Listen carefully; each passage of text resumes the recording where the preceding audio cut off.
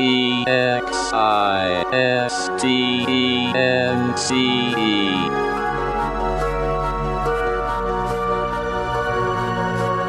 world filled with conflict, in a universe comprised of differences, there's one thing that absolutely everything shares in common. We all exist. Including two guys named Jack and Michael, who like to chat about that very thing over a good cup of coffee. Let's pay them a visit, shall we? Existence Brewing.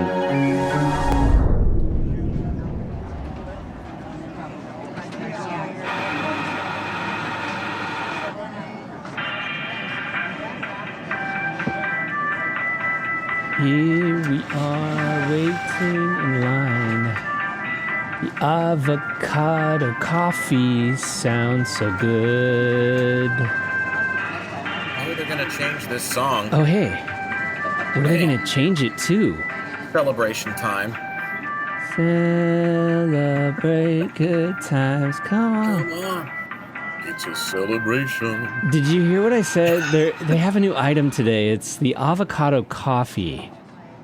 Didn't they have that last time we rendezvoused here? Yeah, but this time they have a description because there's probably a lot of people asking about it. It says it's a creamy green drink. It's a green drink. You got to stay away from those. Made by blending avocado with coffee and milk or a dairy alternative. So you could have like a soy avocado coffee. I wasn't aware that you could make avocado or whatever they're... I didn't know you could get coffee out of an avocado. Yeah, it's essentially... Or am I misreading this situation Well, yet it's again? essentially an avocado smoothie. So I'm going to stay away from that one. What's the coffee? I never remember what it's called. It was featured in a movie. I think it was featured in Bucket List. I've never seen that movie, but it's the coffee that the servals eat the beans, and then the coffee makers wait for the servals to shit out the beans, and then the beans don't fully digest, and so they literally sift the beans, the non-digested beans, from the fecal matter of the servals, and then actually brew the coffee. Yeah, then they grind it up and brew the coffee with that. That's the most expensive coffee in the world. And I don't remember what it's called, but I remember writing one time and needing some kind of a bourgeois reference for coffee. And so a quick Google search found me that little rabbit hole. And then there were a few people that I talked to about it subsequently just mentioned it. They're like, oh, yeah, that's in the movie Bucket List. I'm like, I've never seen that before. Did you say bucket? Did you say rabbit turd or rabbit hole? Well, it could have been either. Shouldn't Bucket List be the Colonel Sanders autobiography? Autobiographical movie? Bucket List. It was just his birthday this week. Really? And, how old would the Colonel have been? Oh my God, 105, I want to say. I think he was born in 1920, as I recall, because we went through it in the birthday list. But I do have a favorite Harlan Sanders, quote, believe it or not. Yeah, lay it on me. And maybe he would have been older. That seems like it was a miss. Maybe he was born in 1890. That would have been 1920. I think he would have been like 135 or something. So, apparently the state of Kentucky is quite well known for those that live back there for bestowing the titular honor of colonel among anyone population. And so when this happened for Harlan, after he'd been firing up enough chicken over the years, and Kentucky took note, especially since the franchise was named after this, had the namesake of the state in it too. He's from Indiana, by the way. He was not born in Kentucky. He was born in Indiana. Blasphemy. But, and probably to an Indianan maybe, but to a Hoosier. But he was asked apparently by, and I'm paraphrasing a little bit here because I don't remember the exact line, but he was asked by the media at the event where he was essentially coronated with the title of colonel. I don't think they give you a crown, but they say, you're now an honorary colonel of the state of Kentucky. And somebody immediately shoved a mic in Harlan's face and said, Mr. Sanders, how do you feel now that you're an honorary colonel of the state of Kentucky? And he said something to the effect of, Well, I'd feel a lot more honored if every one of my neighbors wasn't already a colonel. So this is basically speaking to the fact that, look, they do this all the time, and I'm kind of the last one of the party on my street. So I always thought that was kind of funny. But anyway. Oh, Harlan. Now, a man known for chicken, and then neighboring Indiana, a man known for popcorn, Orville Redenbacher, who shares my birthday, by the way. Orville Redenbacher and Phoebe Cates. I think we've gone over this on the show before. Some of my birthday twins are rather dichotomous fit, which makes perfect sense for me. Well, when I think of the food icons of our society, advertising icons, yeah, I always think of Colonel Sanders and Orville Redenbacher in the same real context. Guys. Yeah, real people. Along with Chef Boyardee, he was a real guy, Hector Boyardee, actual real person. So there's a few that were real, and then you get into the fictitious world of anthropocentric or anthropomorphic snack cakes from Hostess, and the list then starts to go with cereal box characters and all that. Mrs. Buttersworth. Oh, we talked about her. Aunt Jemima. Extensively, if I recall, on one. Aunt Jemima's Pearl Milling now. They fired Aunt Jemima. They got rid of her. Oh, that's right. As we look at each other, like, who's going to blink on the Aunt Jemima stalemate? No, I was looking. Who wants to get the emails? I was looking at my notes, and you had said something about you were looking for a bourgeois term, and you had used a term in a previous episode. Just the last one, actually. I want to say that, yeah, it was the last one in reference to the word is a parvenu. A parvenu or a parvenu. Yeah, and it's a term for someone who suddenly gains wealth or status but lacks the associated prestige or refinement, acting as a upstart or someone who is nouveau rich. Basically, it's not even a meteoric rise to fame for some seemingly reasonable Hollywood reason. It's just I got a lottery dump, or I had a long-lost aunt who was crazy wealthy, and I was the only heir left on the list. But I've been a bricklayer or a welder for 32 years, and so I'm uneducated, I'm unrefined, that sort of thing. So yes, parvenu is somebody who, we have a lot of them in the world now. YouTube produces a lot of parvenus, actually. I was going to say, there's probably a new one every day on social media. Who they get. We talked about that guy with the puppets or whatever it was. That they built the house in Spokane that was $13 million off the YouTube empire. Yeah, I can't remember. That's Parvenu Central, man. I mean, you're moving into a neighborhood like that in Spokane. Nonetheless. Yeah. But you would let the refined in Spokane comes with an asterisk as it is, because not exactly like the Beverly Hills, ones that we have in the world. So not exactly Bel Air, like the South Hill. So. No, but I was going to say, because the Powerball supposedly generated 2 billionaires. Yes. I guess they would be millionaires, but I don't know how much each person, multimillionaires. I don't know how much each person walked away with, and I don't know that they've been identified yet. But I wanted to play a little game with you that I think I came up with a new idea for a TV show. And I'd like to call it Lifestyles of the Parvenu Wealthy. We're going to have to fire our producer. We're probably going to get flagged. Did Chuck Barris sign off on this theme? Yeah, right. Lifestyles of the Parvenu Wealthy, turning millions into jail time. Ronnie Music Jr. won $3 million in a Georgia scratch-off game in 2015, and instead of living a quiet life, he invested his winnings to fund a crystal meth drug ring. And by 2016, the police had arrested Music, which, yes, is his legal name, if that wasn't enough, and seized a large cache of methamphetamines and firearms, which always seems to go hand in hand. From his home, he was sentenced to 21 years in prison. I guess these are I almost feel like this should almost kind of go under the dragnet. These are real stories, but we did not change the names to protect the innocent.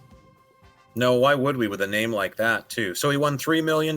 Yeah, he won $3 million in a Georgia scratch-off game, which I would imagine if you win $3 million on a scratch game, that's like a buco jackpot. Some of the scratch-off amounts in other states, we live in one where you can win $1 million here and there, but some of the amounts are quite large on those scratch games in other states. I guess this just certifies that $3 million is enough startup money to have a crystal meth enterprise on your block. Squandering the winnings is our next episode. Michael Carroll won $14.4 million jackpot in the UK when he was just 19. He was a garbage man by trade, and his nickname was Lotto Loot, after he blew his fortune on lavish parties, luxury cars, drugs, and prostitutes. He was reportedly penniless within a decade later, and he took a job at a slaughterhouse. This guy didn't have very many male companions growing up, I don't think, because he got the memo too late that if you are in possession of $14.4 million, there are plenty of women who will sleep with you for free. You don't have to pay for it, Joel. Why would you do that? Why would anybody with $14 million actually hire for sex? Our next contestant is William Bud Post III, who won Bud Post III, who won $16.2 million in a Pennsylvania jackpot in 1988. While he was broke, within a year, he was $1 million in debt after a series of terrible decisions. He bought a plane that he couldn't fly.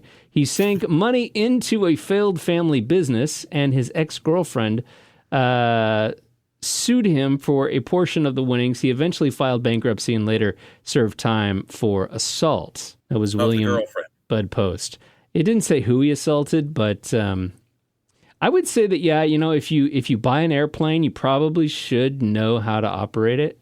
This is a piece of sharp cheddar cheese right here. Yeah, he purchases a plane that he can't fly. But I'm sure the idea was I'm going to take lessons, right? In fact, I'm going to get the best lessons in the world because I'm going to literally pull Errol Flynn out of retirement and he's going to show me himself, or we're going to get somebody from the Tuskegee Airmen from years ago that could do barrel rolls during wartime. And, they're going to actually show me how to do this. So, but that's almost sort of like, what are things you have to learn how to do? I guess it's sometimes you have to have the actual apparatus or the equipment in order to learn the craft. But there are other things where you should probably learn it before you buy it. And I would think that in this case, it would have been a better idea to use somebody else's airplane to learn how to fly in. Or maybe he just wanted a plane so he could say, I got a plane. So, just because he bought a plane that he couldn't fly doesn't mean he couldn't hire a pilot to fly him around in it. But why'd you say $14 million in 1988? In 1988, yeah.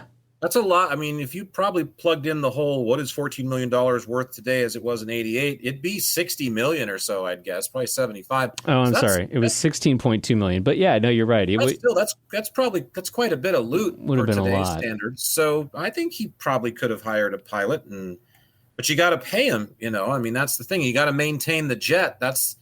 You're buying things that require maintenance. That's the problem. Ooh, the next one is the coworker from hell, refusing to share with colleagues. Tanya Lynn Dickerson, a waitress at the Waffle House, won a jackpot after promising to split the winnings with her coworkers as a part of the pool. So I guess maybe they bought into the pool, and after winning, she tried to keep all of the money and instead gifted her family 51% of her winnings by creating a corporation. Yeah, to keep it safe from the rest of the gals. That was that trick. Let's put it in a shelter.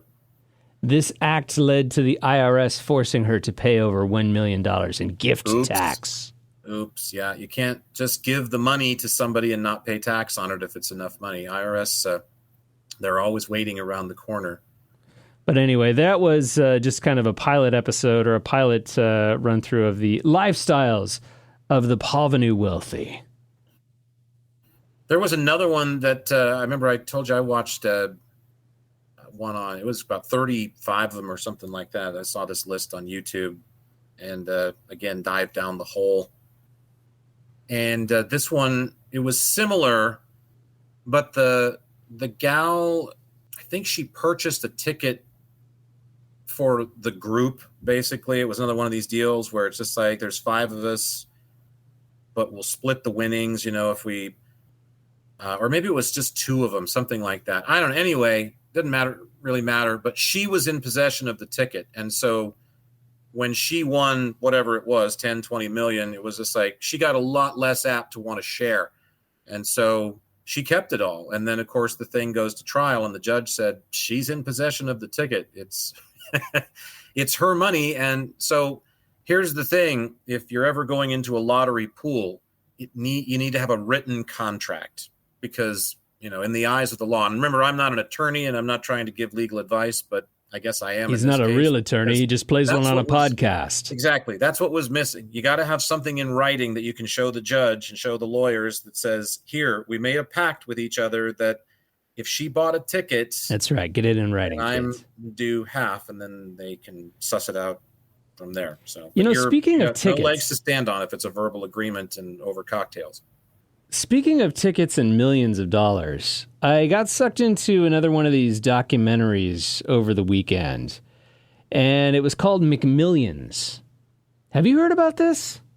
Seems familiar, but it seems like I've heard McDonald's put the big M, little C in front of absolutely everything. So it's because there was some win McMillions now and the McMillions giveaway. And so it seems like McMillions is ringing a sad peal somewhere bell in the so true. Well, it's not. All right. So what's McMillions about? Yeah. So it's not it's not a new sandwich or anything that the McDonald's is coming out with, but it was a documentary that essentially went through the fraud that occurred around 2000, 2001 with the McDonald's Monopoly game, where essentially one of the people that was in charge of safeguarding the $1 million scratch or peel off coupon for the Monopoly little tickets that people would collect.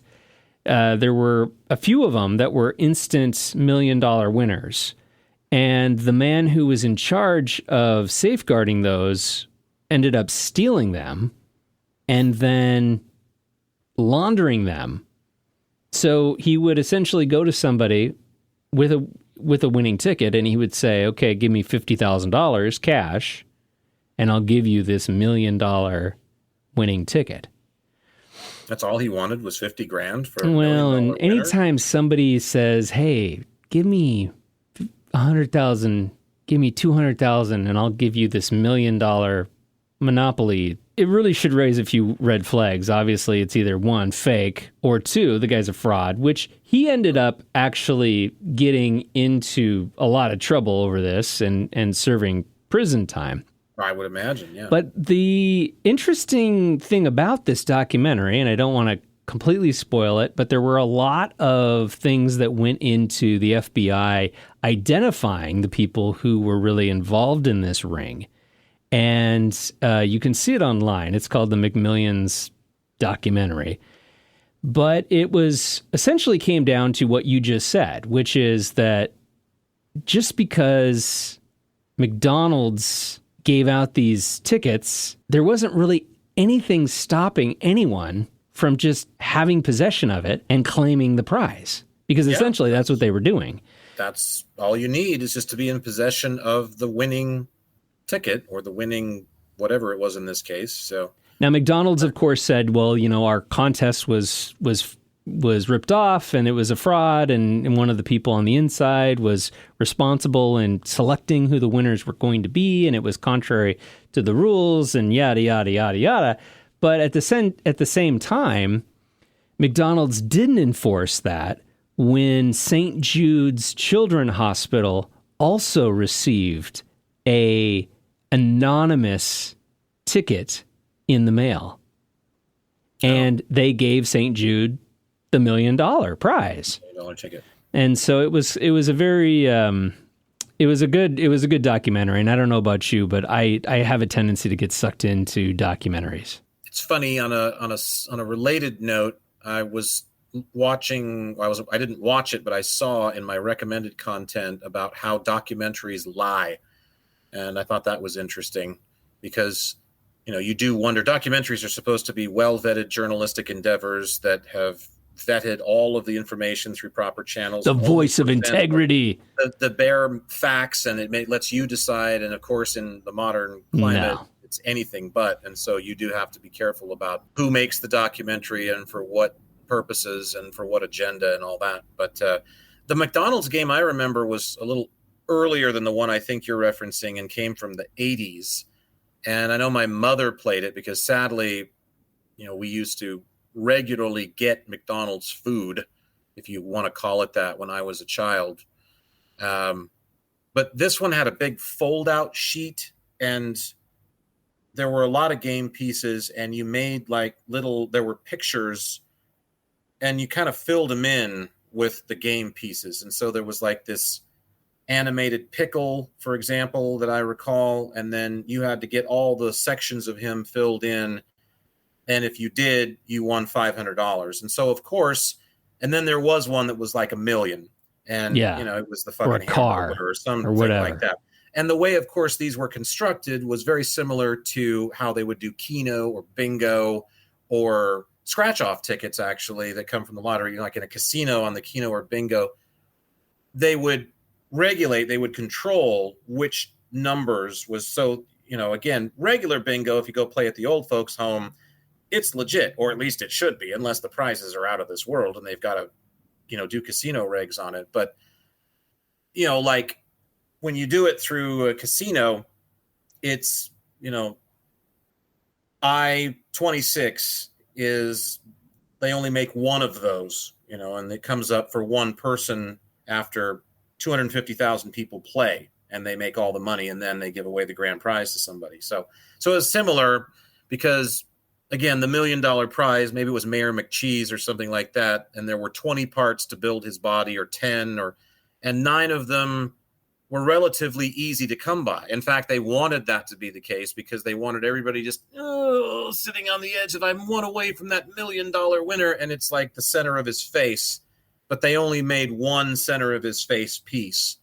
And if it doesn't wind up getting all assembled, and see, that was the thing about that one that made it kind of even more in favor of the vendor that was behind the contest, because I can just imagine somebody that rarely eats McDonald's or infrequently even ate it in Akron, Ohio, and they happen to get a game piece and what is this? Oh, it's the center of Mayor McCheese's face. All right. And they punched it up along with a couple of other random pieces on the other things, and then never really went back enough to assemble the rest of his body. So they had the hardest piece to come by in the world, in the universe, and didn't even know it.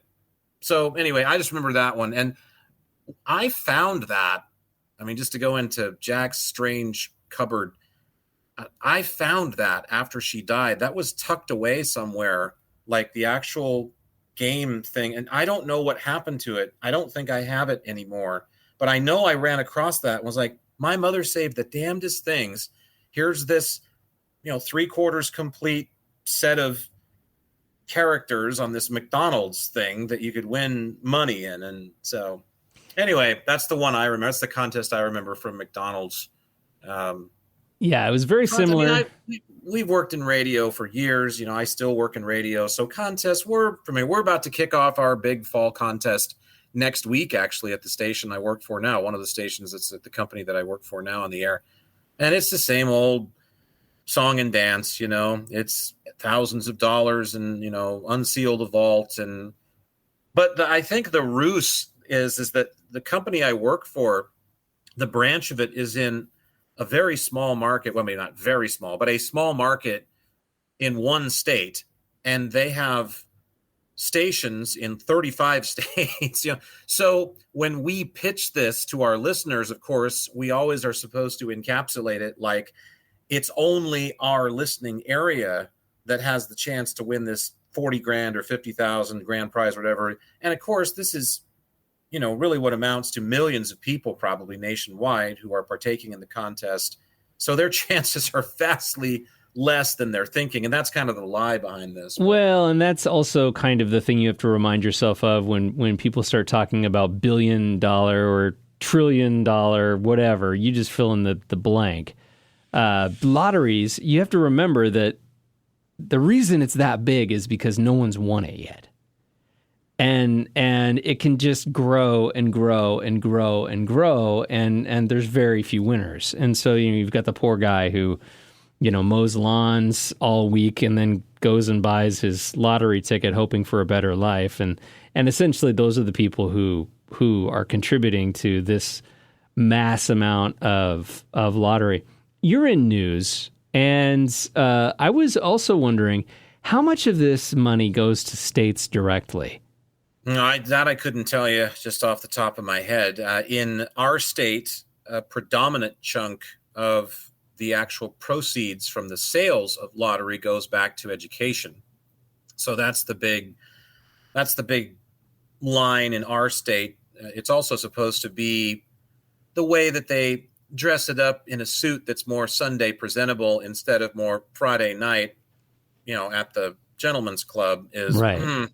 It's going back to education. See, so when you're gambling on the state's account, well, don't worry, because the money you're spending goes back to our children. And what better way for our children to get their education than for all of us to hope that 5 random numbers that they may not even be able to count to one day come up in a drawing to make you, like $10 million richer or whatever it is. The psychology behind big money lottery, or really any gaming, is really fascinating to me.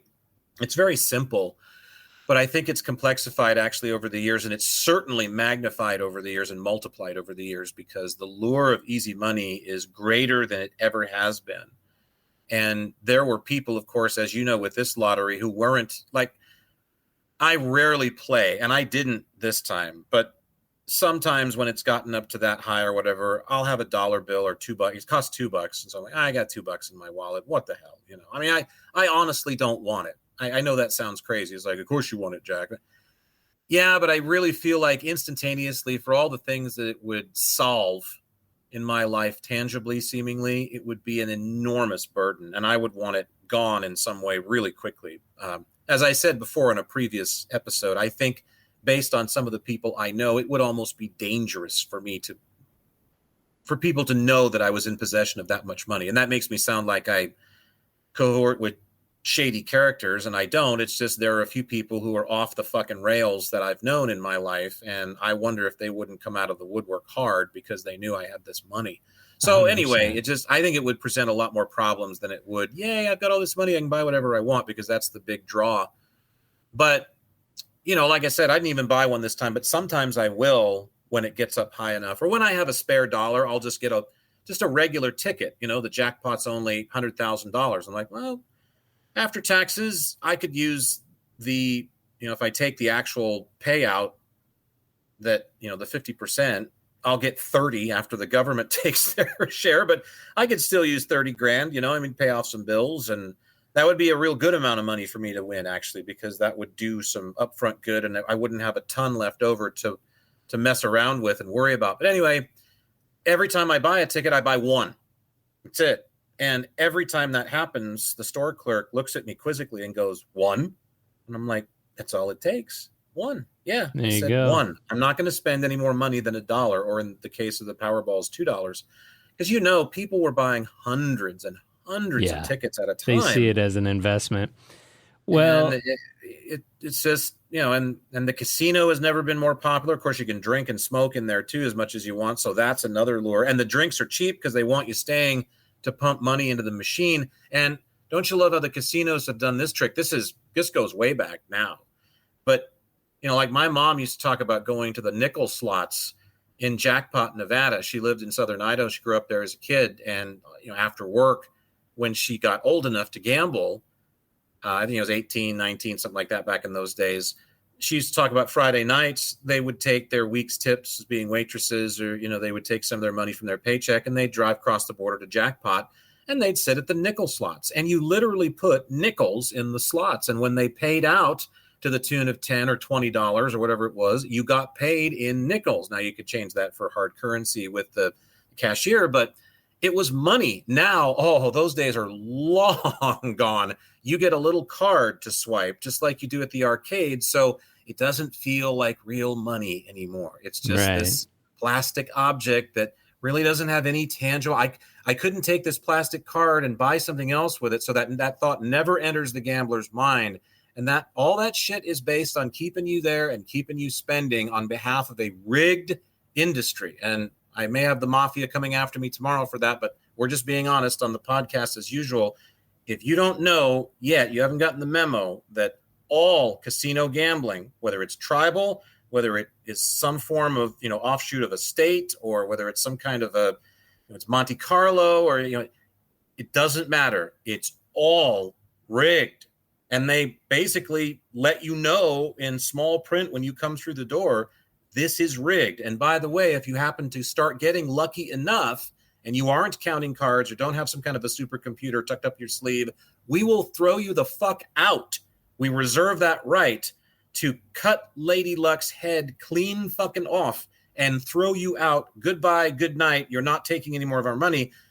It's never seemed like much fun to me. And so even though I've been to Las Vegas and I've sat in a casino when I was younger and played $20 worth of things and lost it, of course, to the bastards, I never have gone back again. It's gambling with my own money has never been appealing at all. So I don't, it's another thing I'm just abstemious with. I don't understand the lure of gambling because it's rigged, first of all. And I would like a legitimate chance of winning if I'm going to play a game. So I would be more apt to play a game of street poker that I knew, I'd already seen. It's like, here, look at the cards. They're all there. They're 54. I'm not hiding anything. Okay, fine. I'll play, Indiana Fats, or, I'll play Grand Rapids Dugan or whatever. They all have names after a fucking U.S. city, right? And that's one of the rules of Coach Finstock, never to play them. But, you play them anyway because the odds are, it's not casino odds. What was the other rule that Coach Finstock had?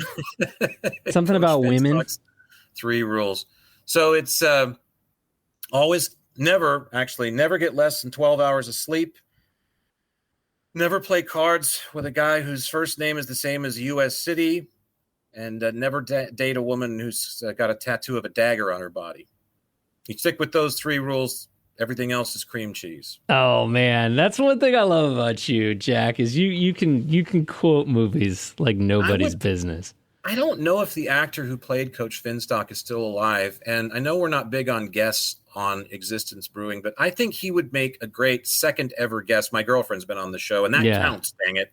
It does. In my world, she's a star. She was the first guest. But I think our first, maybe, from film, although my girlfriend actually has done a movie, not a big movie. It was a small presentation, but the local filmmaker she did it for is pretty well known around here. And he actually has won some awards at film festivals. You know what? I've never even seen my girlfriend's movie. That's kind of interesting. That's sad. You should take more interest in her work. I know what a horrible guy I am to never even watch her movie. She's always said, "Oh, I would be fine if you don't. It's horrible and everything." But I'd kind of like to see it. So I'll have to do that. Well, one thing I wanted to bring up, just a last note on the lottery, which I found very interesting. The top 10 U.S. lottery drawing jackpot results. So the top 10, 8 of them have happened in the last 3 years. So 8 of the last largest jackpots have happened in the last 3 years, which just goes to show you that the media hype and the sensationalism and the daydreaming and everything really does have an effect on driving up these jackpots. Yeah, you have to remember that all of those jackpots came from the money spent on the lottery. That's how, I mean, if you don't get that either, I know hopefully we're talking to an audience that gets that, but if we're not, that money doesn't just get dropped out of the sky, or the state doesn't just open their coffers, not that they even have that much money, and say, we're going to give away some of this stuff that we were going to spend on this, this, and this, and just give it to somebody who happens to draw it. No, I mean, it's all those jackpots inflate because the money spent on the chance to win the money is literally generating to cause it to push up. So that does show you just what it underscores what I just said about the wild popularity of gaming. And it's across the board. It's not just big money lotteries. It's casinos. Casinos are popping up everywhere. And the ability to put a casino is also, those rules used to be very rigid. You couldn't just go. You couldn't go get a license to open a casino. You could go get a license to open a bar and get a liquor license. There were certain flaming hoops to jump through, some of which were pretty high, and but people could still do it. But opening a casino is a whole different deal, especially depending on the jurisdiction that you were wanting to do it in. If you're in Nevada and you want to open a casino, you better be prepared to sit down with some very surly-looking people to let them know how you intend to operate. We've all seen the movie Casino, right? I mean, I'm sorry, Let me do my best Joe Pesci impersonation on this one. You gotta go to Kansas City, right? And there's a little grocery store that is operating in Kansas City. Now these are the real guys that run Las Vegas. And you go past the deli counter and you open up the little back room area, go past the guard at the door, and there's a bunch of guys sitting around eating spaghetti and veal, and they're dipping their bread in frite, actually. They're dipping their bread in marinara sauce, and those are the real guys who run Las Vegas. Now those guys aren't going to give you a license to run a casino unless they know they're going to get their little briefcases. Yep. Very, very true. Yeah. I can think of one specific line from Casino that I would probably have to edit, although I'm not really sure why, because I'm not really big on censoring myself, but get this through your head, you motherfucker, you. So he says something before that, and I don't honestly know why it has to be that offensive, because he is from a background of that. Yeah, he faith. plays a good character. The point is that casinos are popping up all over the place because municipalities are granting licenses for them now, whereas they used to shy away from it. It was just like, it's kind of like marijuana in the states where it's legal. Before, good grief, we would never open it up, in a few blocks away from a school, or now it's just like, why is that? Because I own a laundromat and I'd like to put a casino in the little cubby in the back, just a few machines, and then the next thing you know, it's, look at all of the taxes that will generate off of this, because for all of the prizes that are paid out, we get this certain amount, and then for all the machines, we get a certain, and they can't stay away from it. Because cities are broke. Cities are broke, and they think that it's going to be, if not, a huge sum of money, it's just going to be a way for them to tax.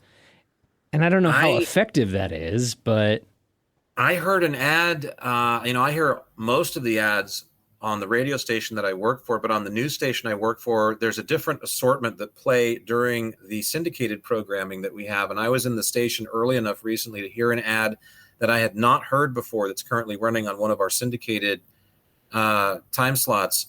And it was the most vicious assault on marijuana. It absolutely made marijuana and marijuana use sound like it was one of the most potentially dangerous things that you or your children in particular, that's who the ad was directed at, was keeping kids off of it. Wow. I mean, it was quite something. And it's really funny.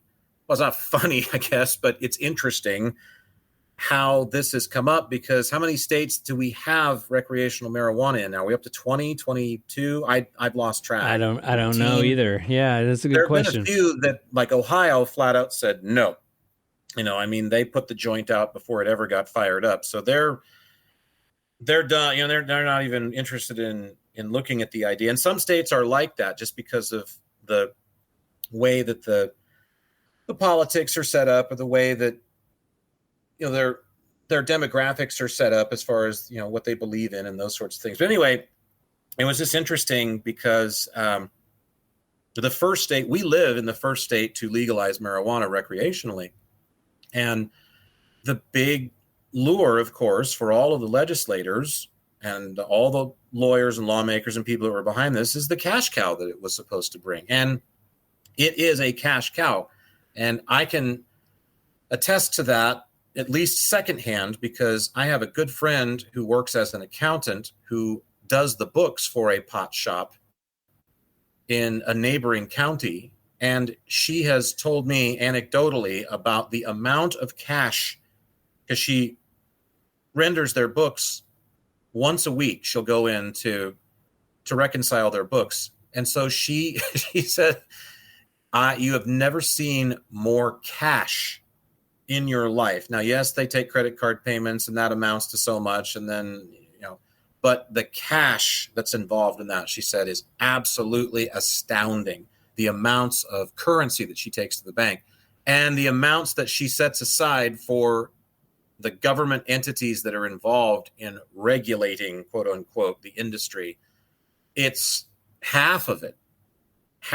So like she said, they'll make $60,000 in a week, and most of it is cash. And she literally sets aside $30,000 in Daffy Duck stacks of money that have to go to the taxes that are involved with this. So it's an incredibly taxed industry. Yeah. And to target it is essentially not to target the profiteers of legal marijuana. It's really also to target the municipalities, the jurisdictions, the states that actually rake in all of the revenue from it, because they rake in a ton. Yeah, and doesn't that have something to do, the use of cash, doesn't that have something to do with the fact that these marijuana shops are not allowed to have bank accounts? Like, they're not allowed to use federally funded or federally insured sources. Yeah. So because it isn't legal in every state, and so any bank that's FDIC, and that's any reputable bank, by the way, right, you're not able to take the proceeds from drugs that are still illegal in at least half the states. Like I said, I lost count of how many states. So there's 24 states in the country that have recreational use. There's 40 that have it for the medical use. But yeah, you're talking essentially about 10. We only have 10 hardcore holdouts on medicinal or on rec. So Idaho, Wyoming, of course, Ohio. Let's see here. Not Nebraska, but there's like 10 holdouts. Most of them are in the South, North Carolina, South Carolina, Georgia, Tennessee, and I'm doing this just by looking at the shape of the states, so you can be impressed by that. Iowa, Michigan, Wyoming, and which state is, now I feel like Jeopardy, which state is north of Oklahoma but south of Nebraska? Kansas. There you go. There's the other state. Okay. And I'll bet if you were to do a search on YouTube right now for Watch Mojo list of 10 easiest states to procure marijuana, it would be that exact list that you just gave. Probably. Or the irony of the world is that in the 10 states it hasn't even been medicinally legalized. It's the easiest to obtain, and that's just always the way that it is. Well, it's been California's biggest cash crop since the 60s. Right. Has been marijuana. Well, or you can just drive to one of the Four Corners states, neighboring states, and purchase it legally. So there you go. Yeah. Well, anyway, I mean, like as usual, Jack's the weirdo holdout. Never done the stuff, not even a puff. Like I said, downwind at a Supertramp concert. That's the most marijuana I've ever inhaled in my life, and that was purely by accident because of the zephyrs that were blowing through the concert venue that night. So really makes the harmonica at the beginning of "Take the Long Way Home" Take the long way home sound really magical. Yeah, they played that song actually. Everybody was pissed at Supertramp actually that night because they came on stage and played for, I would say, maybe 35 minutes. They played, 4 or 5 songs. And then everybody, got out their lighters and the lights went down. And we were expecting, okay, what's the next song? Everybody, the bristling intensity, the anticipation is crackling in the air. There's even more, Godzilla smoke puffs of ganja that are wafting through as people are wondering, what is it? And after about 8 or 9 minutes, it was sort of a, what the fuck is going on? And then the lights slowly went up and they were gone. Disappeared into the night. They were done. They played the shortest set they probably have ever played because I don't know why, and no explanation. I mean, I even looked in the trades the next week to see like, okay, why did Supertramp only give us like 35 minutes and we paid, it was a pretty fair price. Frampton, no, that was the Journey concert. And somebody else played with him. I don't remember who it was. Anyway, that was my Supertramp experience, but that was a good time nonetheless. So man, you have a way with words. You are a wordsmith.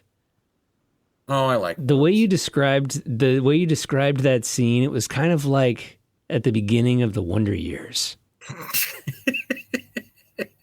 And it was always about fucking Winnie too. You know, that was the sap part. That was why that show wasn't any damn good in the end, because everything's coming back to this Winnie, and it's just like, look, she's a cute kid. Okay. I can see why you like her, but Jesus, get off of it, Fred. I mean, not everything makes its way back to how your Winnie stands up for Winnie every time she comes near in the lunch field. I mean, just that ruined it for me, because all of those wonderful soliloquies that were at the front of the show instead of the back, in reverse order, and he's just pouring his heart out to the audience in this incredible diatribe, and it's just, there she was, Winnie, the object of 1,000,000 winds, forged on the hooves of black horses that run the world 1,000 times, the plow hands having long since cleaved off all of the greatest mountains in the world, that I would love to take into her bosom. And like, oh, Jesus fucking Christ already, you're 10. You're 10. You're going to nail, you're like, I'm going to be a total schmuck right now. You're going to nail her by the time you're 15, if you can even try out for the football team. All right. So just relax. Just relax. Everything's going to be fine, Freddie. Jack learned a lot that summer, and that was never light up your bong before the Supertramp concert. The fucking Wonder Years. Shifting gears slightly, I guess, going from TV to reality TV, I remember when reality TV started to bustle and started to bombolate in, the early aughts. It became, and sadly, and I absolutely hate to admit this, but I truly am an honest person, and I admit all of my worst crimes, this being probably in the top 6, I would say. I have seen my fair share of episodes of Storage Wars, unfortunately. So it isn't as though I've been completely absent from reality TV since its nascent stages, since it came onto the scene. So just precociously. But I've absolutely lost track of it entirely for the last 10 or 15 years, easy. I had no clue, So NYC, we brought him up on the show a couple of times. And it's usually me that goes down this road, because it's a road that I don't feel like a lot of people want to go down. And it's the whole thing about repudiating yourself from celebrities after it's discovered that they've done something horrible. And I think it probably depends on the level of horror to a certain degree. But also, as you know, I'm not a fan of separating the artist from the person. I still think that you can, and maybe even should, enjoy the music of someone that you always enjoyed when you were, you enjoyed their music for 30 years. And then years later, we found out that at some point, it's kind of like O.J. Simpson. I always enjoyed this is not me talking, but if, say, a person, I always enjoyed watching O.J. Simpson run the football on a cold Buffalo afternoon at War Memorial Stadium. Okay. Well, then he turns out to obviously be the center of a double murder investigation, and he's obviously guilty, but he gets a good defense team, and the rest is history, as you know. I don't think that necessarily means that you stop enjoying him in The Towering Inferno or in Naked Gun or old highlights of him running the football. I feel like, okay, there's a separation between the murderous, rampaging OJ and the one that we all knew and loved before that. So anyway, we talk about the separational aspects of that on the podcast occasionally, and Jeffrey Jones seems to always pop up in my mind.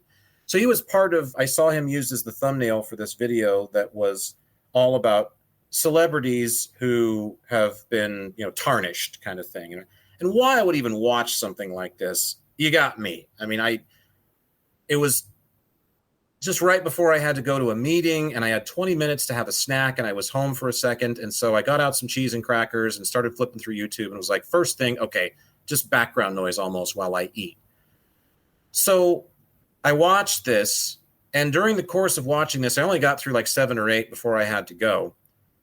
And Jeffrey Jones was one of them. So it was nice to get, updated again on what actually happened with all of that. So that what we've been saying, at least to verify that what we've been saying about it is correct. Anyway, I learned through this podcast or through this list on YouTube that there actually is or was, at least briefly, a Real Housewives of Salt Lake City. Wait a minute. I was going down the path of you were never going to be the same watching Naked Gun ever again because of O.J. Simpson to then Jeffrey Jones, and you're talking about his scandal regarding child pornography and soliciting. Yes. Okay. Yes. And then how did that transition to Real Housewives of Salt Lake City?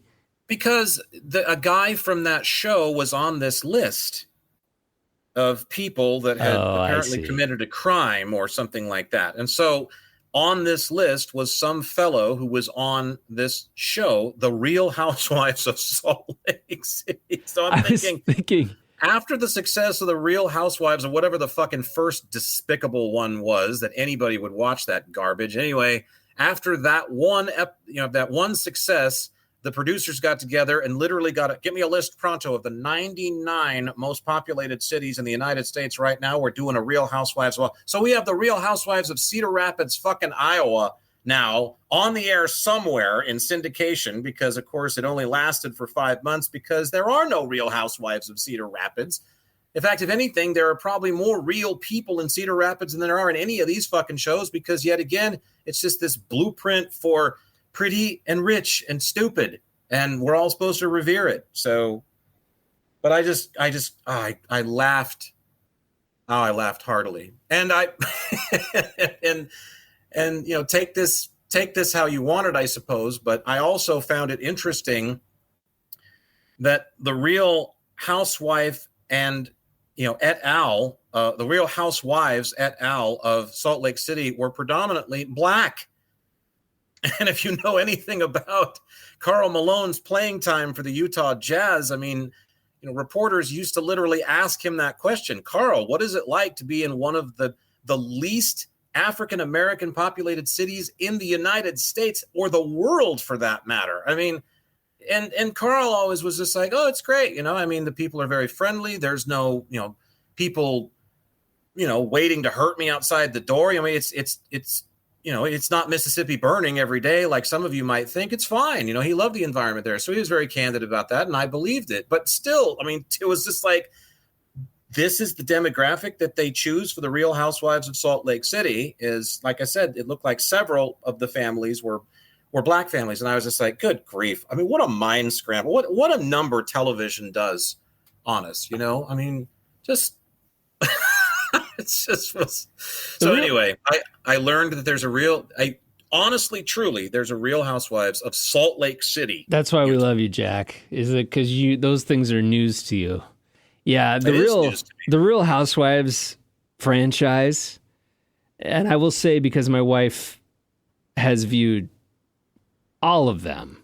Oh, now not to the extent that she follows them equally, but.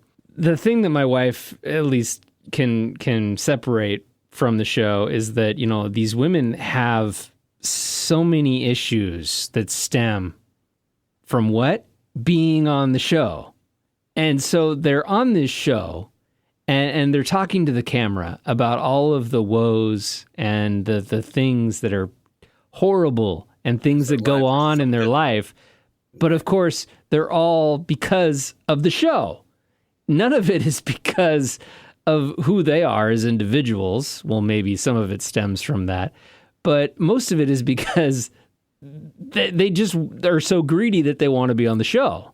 And so that's what we every time we laugh about, wow, these people's lives are so difficult and horrible, but it's because they're on the program. It has nothing to do with outside the real world life. I don't understand. I've always been perplexed at the allure of watching a bunch of filthy, rich, spoiled brats who are all grown up be in abject misery constantly over all of these little fits of this, that, and the other with their friends and their children, and just, I mean, all that drama. It's just, I don't understand why anybody would want to watch that. We've gone from a fictitious environment where that's created with the 70s soap operas and 80s soap operas of yesteryear to now it has to be real. And of course, anybody that has half a wit knows that reality television is anything but. It's television. If television or the movies is attached to the name, it ain't real. Maybe there's a certain modicum of it that is real. Maybe there's a certain fraction of it that, okay, it's based enough in reality, but I guarantee you it's not. You ever seen, I've never watched it, but like the movie Twister, for example, I've been interested in tornadoes since I was a little boy. All right. Okay. Absolute 100% complete, total, utter fantasia. There is nothing real about the movie Twister. Not even Helen Hunt's boobies are real in that movie, or the other woman for that matter, because that's basically all the movie is just let's show cleavage shots in between these stupid looking fake AI twisters that come within 5 inches of them and do nothing. It's pathetic. I hated that movie because I don't want a sensational, I'm interested in real tornadoes. I'm interested in real severe weather. I don't want a fanciful view of it. You know, so I don't understand the allure of wanting to watch all of this drama. I'll tell you. 9/10 of which is platformed on fakery, if you ask me. No, I'll tell you, Jack. What is it? My theory on why women watch Real Housewives of fill in the blank. I know we're going to get a lot of hate mail. I know we're going to get a lot of hate mail. Okay. My theory is, and this is what the producers are capitalizing on, is that women love to see other women fight and make their lives miserable. And there's a certain level of it's almost like it's therapeutic. They watch it because they love to see the drama, and it's real life drama. And a lot of it, again, a lot of the issues that stem from this show and these people's lives, the irony is that this would all go away if the cameras were shut off. If they just weren't on the show. But these people are on the show because, well, a lot of them are being paid. I don't know how much they get paid to be on the show, but there is some money exchanging hands. And it's therapeutic, I think, for the viewers. Don't you think a more interesting show would be like The Real Housewives of Namibia or The Real Housewives of Papua New Guinea? Or, yes! You know, like, seriously, The Real Housewives of Turkmenistan. You know, I mean, The Real Housewives of what it's like to actually be a married woman, a woman who is in some connubial landscape in another country. Yeah. That is foreign to ours. A woman who has to walk. Women can get a very nice contrast about how much better or perhaps how much worse it is to be a spouse in Kentucky or in, there we go. In America. There is our $1 million idea for TV. Now we're injecting a little bit of Nat Geo into an egg that desperately needs it in Hollywood's nest. I mean, because The Real Housewives of Salt Lake City, I'm sorry, that's screaming not only you're out of cities to place this horseshit in, but also, you know, just like,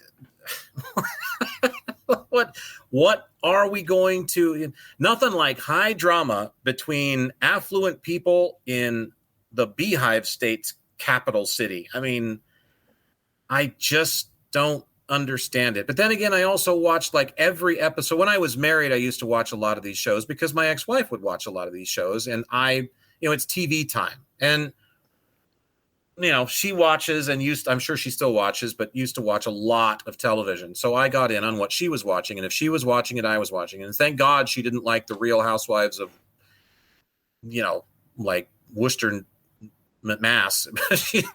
but she at least liked, she liked Kitchen Nightmares, So I've seen every episode of that. And again, that's just drama. And this is really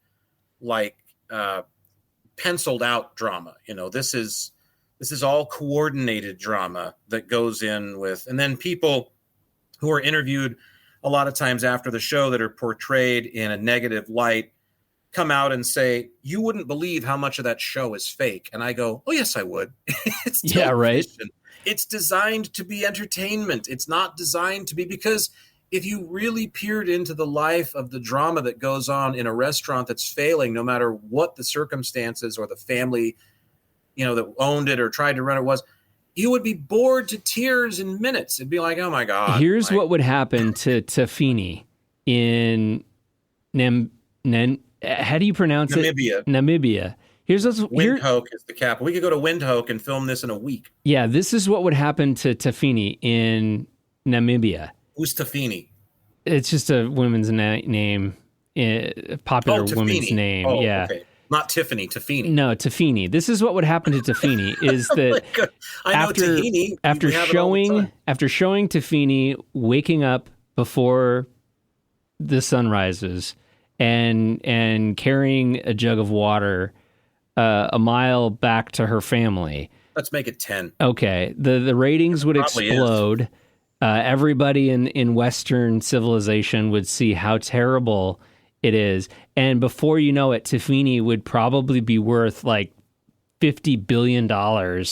And she would have contracts and she would have all kinds of sponsorship and all different types of endorsement deals. And before you know it, it would ruin her life. It would ruin Tafini's life. Because I think it's very easy for us to look, and yes, there's no question that in seriously impoverished portions of the world where there's widespread squalor and the water is fetid and famine is rampant and disease, and yes, conditions are deplorable in many, as we're not supposed to call them anymore, third world countries. But that's just because the Occidental leaders don't want us using that term anymore because it's a little too real world for them, actually. Did he just say deplorable? Did he just say deplorable? Deplorable. But there are plenty of parts of the world that are not, they don't have a McDonald's 37 feet away on every corner. There's not 10 Starbucks in the town that's only 30,000 people. There are plenty of places in the world where life goes on. And although there are problems, there also are not the problems of the modern landscape that Western civilization constantly pumps into our faces. And isn't it interesting how when you actually see news footage or footage on a documentary from some of these places around the world, the people are gleeful. They're grinning from ear to ear in excitement of seemingly just to be there, just to be alive, just to be having a new opportunity or a new experience because there's a film crew here from the West in today doing something. And I've always noted that, and I've always felt like we're on the wrong end of it. We've got it backwards. The West doesn't live better than the rest of the world. The rest of the world has suffered immensely because of what the West does and continues to do. But the rest of the world has it right. They are happier than we are because they don't have all of this bullshit. And more importantly, they don't aspire for it. That's the big key, the critical key to me, is to stop wanting to be your own little king, because that pursuit of everybody wanting so many resources that it's so imbalanced has what's fucked up this show. It's fucked up everything in the West, and it's fucking up everything in the world. And a lot of those people don't want it. There's a whole chunk of the world, billions of people, not just a few 100,000, billions that live in the Middle East, the Far East, Africa, different places, South America even, where they don't desire those things. That's not something that they ascribe to be. They'd like to be fairly comfortable. They certainly don't want to have disease running rampant. They'd like to have access to clean water. They'd like the fucking government to leave them the hell alone and stop changing out hands and making war over little pieces of this or little pieces of that. I mean, yeah, there's things that they don't want. But I think, for what it's worth, as I sit here with all this bullshit around me, am completely miserable compared to a good chunk of the world that doesn't live subjected to this. And that's my fault. I'm aware of it, so therefore it's my responsibility to begin parceling out all of these things that have seemingly broken me down and put me in this, well, I still want this, or I'm not happy enough until I have that. Because if you're aware of it, then it's on you. If you're not aware of it, then it's time to get aware of it. That's the first step. But anyway, I mean, just one of Jack's rants for what it's worth about, world sociology, I suppose, or just the way that the world ticks, that I think we have it backwards. It's very much how I view people whom we call developmentally disabled.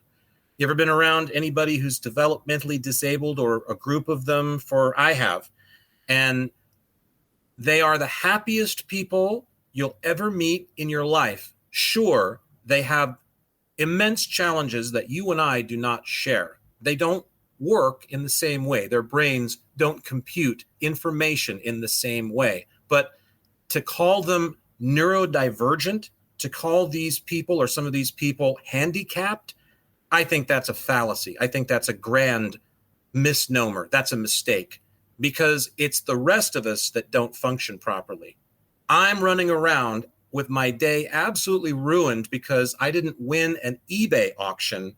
And yet here's a person that is considered to be non-functional by contrast, and they're as happy as can be about a little beetle that just flew onto them when they're sitting out on the front doorstep. A beetle that, by the way, when it lands on most people that are supposed to be of, regular firing properties that, I work just fine, are going to go, oh, get the fuck off of me, you fucking beetle, get off. Right? Bullshit. We got it backwards. We got a lot of things backwards, and it's time to set it straight. Man, we gave him two good ideas for any TV producers that are... 2 for the price of 1. That's what we do. See? It's 2 for 1 night at Casino Existence Brewing, Casino EB. Step on in. Don't forget your pack card. Yeah. Leave your cash at the door. We have swipe cards for you. I'm sorry, sir. No cash. You exchange it all for swipe card. Look, it glitters on one side. We paid extra for that. It's like real currency. How many children pay? 1,000, maybe more. This adult dirty play is like a mark of shame on the door. We all wear children, like it's a joke and run, but someone forgot about it. We need to stop it. Well, we better stop before we get into the lingering colonial legacy of Namibia's social issues. Wow, you're perusing Wiki while we're chatting, aren't you? Now, always. You don't think I come up with all this stuff just off the top of my head, do you? Look, I don't profess to know the history of every African nation. I picked one, okay? It was a random shuffle. So if I picked the wrong one, we can move to the Democratic Republic of Congo if we need to. But you got the point. No, I'm powered by AI. A Real Housewives of Equatorial Guinea. That's where it's at for me. I want to see real people living real lives. Real Housewives of Namibia, I think, could have some... I think it has potential. I think it does, it's too. It's vastly more intriguing than the Real Housewives that are not real at all, because they're just rich, snob... I won't use the word, but, they're up on the hill in their tower. Why is that interesting? I just never understood what's to revere about rich, stuffy assholes. Who cares? What are we listening to today? These are my buddies from Italy, Electra Drive. I remember writing them years ago and talking to them about how much I appreciated their music. They were thrilled, beyond belief, too. Thrilled to hear from somebody in the United States that thought that their music was good. So they've been around a while. Well, Electra Drive, we salute you. We salute the Housewives of Namibia. And the real Housewives of Namibia, not the fake ones. The Real Housewives of Namibia. That they're going to make for the show when they do make it. If they ever get around to making it. How many children pay 1,000, maybe more. This adult dirty play, it's like a mark of shame on the door.